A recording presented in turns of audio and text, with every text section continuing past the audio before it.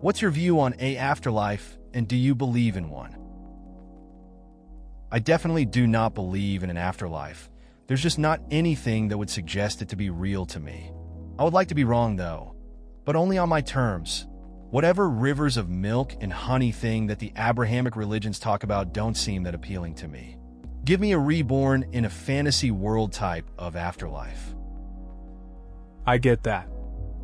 It's like the idea of a second chance in a different realm, right? It would be pretty cool to start fresh with new adventures. Instead of the typical heaven stuff, who wouldn't want to be a wizard or a hero in a fantasy world? I sometimes think about what it would be like to live out those epic stories. It feels more exciting than the usual narratives we hear. I don't believe in one. I don't think it's a coincidence that our consciousness develops as our brain does, and doesn't exist before. I also don't think it's a coincidence that our consciousness also goes away with damage to the brain.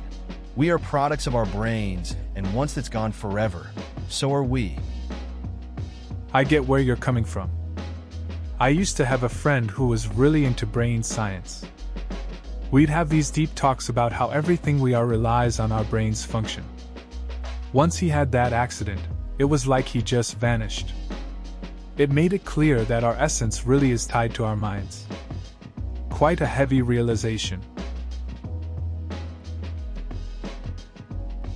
Yeah, the afterlife is going to be beautiful. You just keep telling yourself that nonsense. You get one life, one shot at this thing called life. Do your best. It's all up to you. Take responsibility for everything you do. Make yourself proud. Have kids. Do them the best you can. Send them into the world beyond yourself. Take care of the body you've been given to live in. Live long and prosper. It's true, we get one chance at this life. You can either sit around and hope for the best or actually take control. I've seen friends take the plunge into parenthood, and they seem to care more deeply now, shaping the future. It's about making choices that matter, living well, and passing that on. Simple reminders, like taking care of ourselves, go a long way in making a difference. I believe there is nothing after. Once we die, the synapses in our brain stop firing. There's no separate entity from brain activity. The soul is just our sense of self and our placement in the world. When I was in my early 20s, I almost drowned. At the moment I accepted that I was going to die, I had this incredible feeling of course, like the inevitability of death made sense. Like it was all a natural part of the process. That's an interesting perspective on life and death. I had a moment like that too, but it was more of a close call during a hike. I slipped, felt that rush of fear, and then surprisingly it turned into calm. I guess accepting our mortality can bring clarity. It makes you think about what really matters before it's too late. I'm on the fence here. I lived in a haunted house, have seen a couple of ghosts, and have had a variety of ghostly experiences over the years. But my impression isn't one of ghosts hanging around after they die. It's more of different time zones crossing. It was as if the ghosts I saw were as surprised to see me. And it was very fleeting. For what it's worth, both were seen by others at different times, with no prior knowledge of my experiences. I'm atheist. I don't believe in God, heaven, hell, or an afterlife. I'd be delighted to be wrong. My belief is death is like pre-birth. A whole lot of nothing, which is fine because there's no one there to experience it. The interesting thing is if that's the case, we won't be there to know it. Sounds like you've had some wild experiences. Living in a haunted house must have been strange. It's interesting how you see those ghostly moments like they're just different times overlapping. Makes you think about life and death in a different way. It's a unique take, especially being an atheist. Kind of leaves you pondering what it's all about, even if you think there's nothing after. Definitely makes for some intriguing thoughts. I'm starting to believe that more and more every day, but one thing that's always caught my eye is there is so many times people have experienced different forms of spiritual things, like Ed and Lorraine Warren have swore and dedicated their life on seeing ghosts and fighting demonic entities, and being able to have an afterlife and things like that give me a sense of hope. That's an interesting perspective. I've had a friend who is really into the spiritual stuff, always talking about ghosts and energy.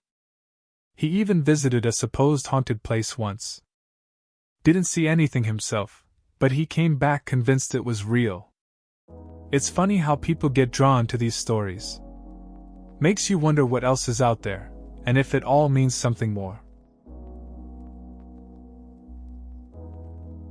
Yeah, you can never know, you're right. I'd be glad to have a conversation about the reasoning of this if that's something you're looking for. It seems like you've been asking people why they feel the way they do about stuff in the comments.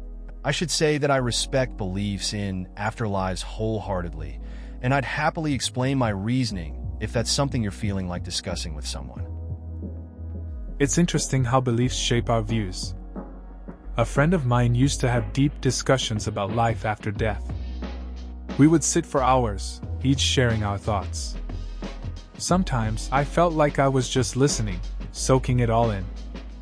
It's funny how those conversations, even if we didn't agree, brought us closer. It's like exploring different worlds through someone else's perspective. Just makes you think. I would absolutely love for souls to exist, but I'm not convinced. There is an inextricable connection between the brain and consciousness, one that doesn't really make any sense if souls exist. Why would the brain be so crucial to consciousness in our experience if they can actually exist independently? I get that. I've had conversations with friends about consciousness and the brain.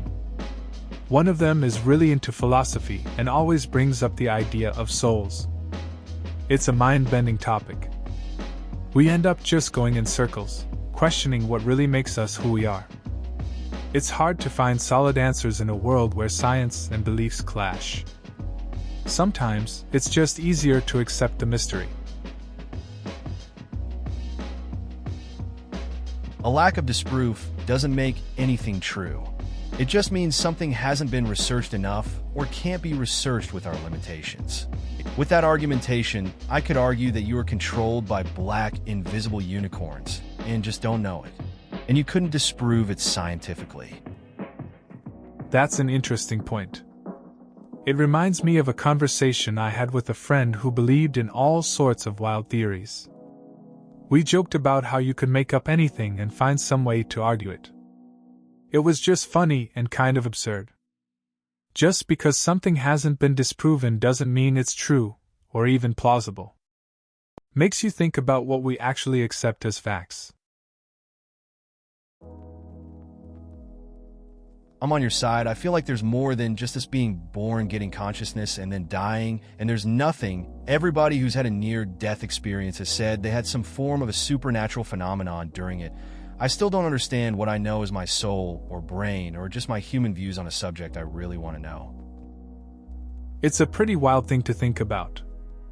Life feels like more than just the typical cycle.